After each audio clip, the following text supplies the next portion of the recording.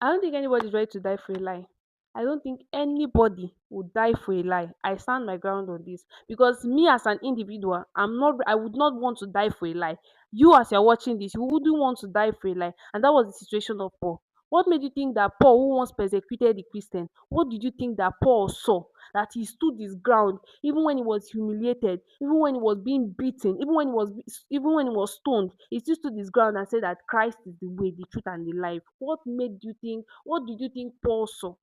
What did you think he encountered? Because nobody would want to die for a lie. And especially someone like Paul.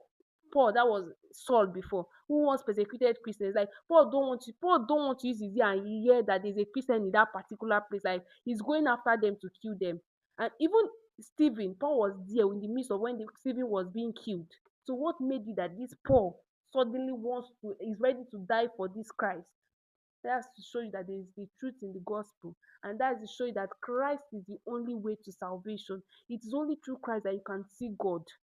So for those that don't believe in Jesus, I don't know how you are doing it, but the only way to life, to eternal life, is through Christ and Christ alone. There is no other way. There is no, like, when I hear people saying that you can go through many ways, it's a lie. You can't go through any way. There's only one way to heaven. There's only one way to eternal life, and that way is only through Jesus Christ. If you don't believe in Jesus, you are not seeing eternal life. You're not making heaven.